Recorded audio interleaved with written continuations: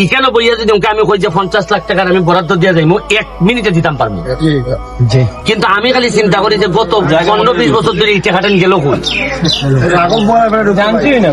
তুমি আমার আগে থেকে তো মানুষ জানছে নি, এখন তো সব জানে। এখানের মধ্যে 4.5 মাস মাত্র 29 কোটি টাকার বরাদ্দ আমার নামে আইতাছে। এরপর কইবা গিতা যে ভাবে রয়্যাল বেঙ্গল টাইগার বেলা আওয়া দাওয়া করতে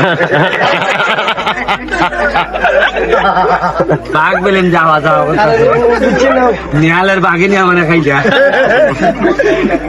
আমি ওকে বিদেশি সিস্টেম করছি, চা বাগানের ভিতরে যত ব্যবসা হইব এখানে চা বাগানের শ্রমিকদের রাখলাম। কথাটা আমি বুঝাইতে আসছি, মানে এরা চা বাগানের সাথে সাথে এরা নিজের আরো ইনকামে, যেমন আমি 3টা এখানে চিন্তা করছি চাকরি চাকরি সবগুলা দিয়ে দিলাইছি আমি চা বাগানের শ্রমিকদের। এখানে আমি কোনো আমার অন্য লোক দিতাম না, কারণ চা বাগানটা চা বাগানের লোক দিয়ে আমি চালাই। তুমি দেখো আমি বাকি সব ইনভেস্ট করবো। তুমি তার নাম ঠিকানা রাখো, রেখে তোমরা যদি নিজেরা মিললে করতে আরো। আর এটা কিন্তু সুনামের সাথে করতে পারবে, এটা যে পরে লস হয় মানুষ করবে যে সোনা ব্যবসায়ী আইলে খাপলাই রেখে দিয়ে যাবে না, লস আবার করবো না, বুঝছো নি? এটা খাসপাত আছে আমরা আর আগে আসির দুনিয়া লেতে কেন হ্যাঁ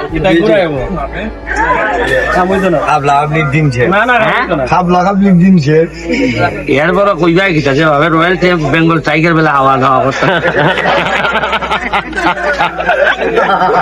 বাঘ বেলেন যাওয়া যাওয়া করতে নিহালের বাঘে নিয়ে মানে খাই যায়। আমি কি দুষ করলাম? আমার এই বাচ্চা চলে এইভাবে খেলা খালি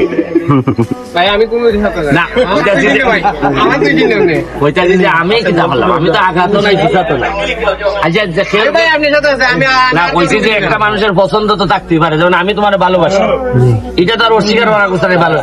ভালোবাসার কারণে খেলে আমার এই বাপ না তুললে আমার এইভাবে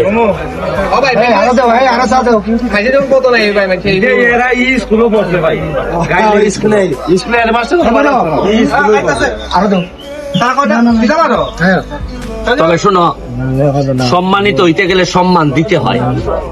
তুমি আরেকজনের অপমান অপদস্থ কইরা কোনোদিন তুমি সম্মানিত হইতে পারবা না।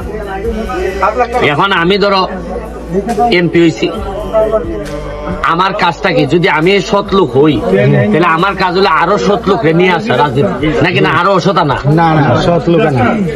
এখন আমি যদি বক্তব্য দেয়া কই যে ভাই আমার আরো কিছু সৎ লোক আপনারা দেন, এটা কি কারো বিরুদ্ধে বলা হইলো? না, বিরুদ্ধে তো একমাত্র বলা হইলো তার যে নিজে মনে করে যে সৎ না। আমি যদি এখন বলি যে ভাই আমার এখানে কিছু হুজুর দেন,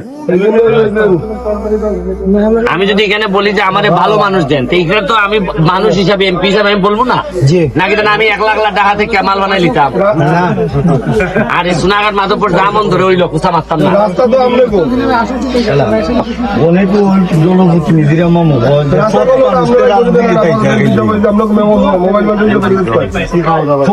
যদি রাজনীতি বিমুখ হয় সে তো এই রাজনীতি থাকতো না।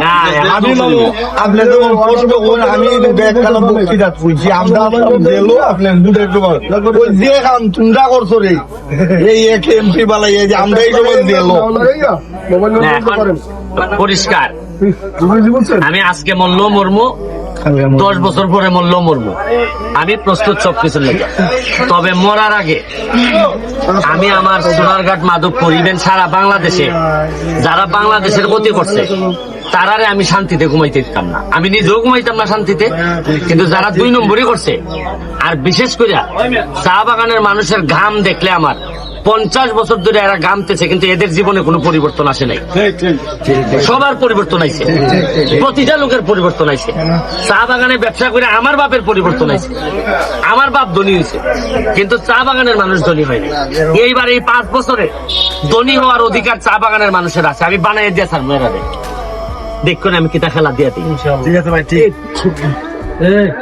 এখন আমার বাসায় বইলা দেয়া আছে, চা বাগানের কোনো মানুষ যদি এমপির বাসায় যায় সে যেন কোনোভাবে কোনো জিনিস ছাড়া যেন ফেরত না আসে। বলা আছে গিয়া দেখো তুমি, বলা আছে যে অন্য লোক যদি ফেরত দেও এটা মানন যায়, কিন্তু চা বাগানের মানুষ আমার দুঃসময়ে আমার বাসায় তুলছে।